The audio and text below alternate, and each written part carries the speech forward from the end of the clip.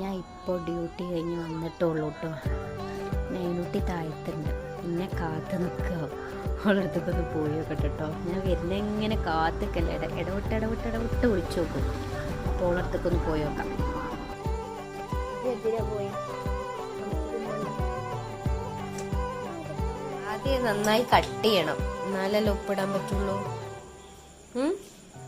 ഇങ്ങോട്ട് നോക്ക്, എന്താ ഉണ്ടാക്കണേ? കച്ചമ്പറോ?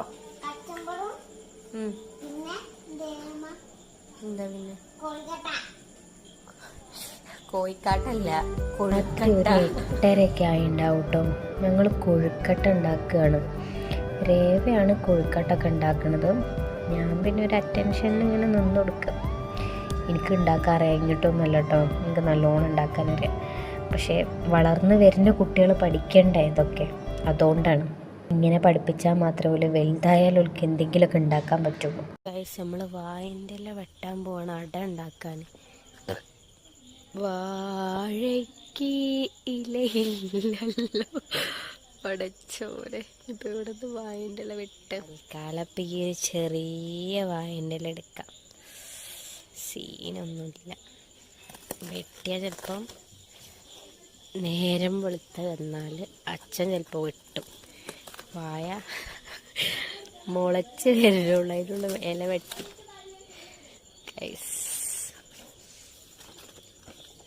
നമുക്ക് 3 ഇല കിട്ടിയിട്ടുണ്ട് കണ്ടോ, ചെറിയ പ്ലാവിൽ. ഉണ്ടായ വായൻ്റെ ഇലൊക്കെ വെച്ചിട്ട് നമ്മൾ അഡ്ജസ്റ്റ് ചെയ്ത് കൊഴുക്കട്ട പ്രിപ്പറേഷനിലാണ്. കൊഴുക്കട്ട സാധാരണ ഉരുട്ടിയിട്ടാണ് ഉണ്ടാക്കുക. പിന്നെ ഞാൻ എന്തിനാ വായൻ്റെ ഇല എടുത്തിട്ടുണ്ടോയെന്നൊന്ന് ചോദിച്ചിട്ട് ഓള് കുറേ എന്നോട് ചൂടായിട്ടോ. പക്ഷെ ഓൾ ഉണ്ടാക്കിയതിനെ കൊണ്ട് പറയല്ല, നല്ല ടേസ്റ്റ് ഉണ്ടായിരുന്നു കേട്ടോ. പകുതി വെന്തിട്ടൊന്നുമില്ല, എന്നാലും നല്ല രസമുണ്ടായിരുന്നു. അപ്പം ഇതാണ് നമ്മൾ ആഫ്റ്റർ കൊഴുക്കട്ടൻ്റെ ഒരു സ്ട്രക്ചർ. 8:30 ആയതുകൊണ്ടാവും ഹാഫ് വെന്തിട്ടൊന്നും ഇല്ലായിരുന്നു. വേവാനുള്ള സമയം എനിക്കും എൻ്റെ കുട്ടിക്കും ഉണ്ടായിരുന്നില്ല, അതാണ് സത്യം.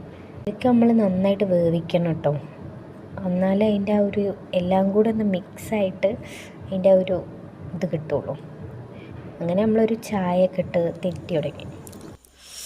നല്ല വെന്ത് സെറ്റപ്പായിട്ടുണ്ട്. തിന്ന്, പല്ല് നിറച്ചു പോയി പല്ല.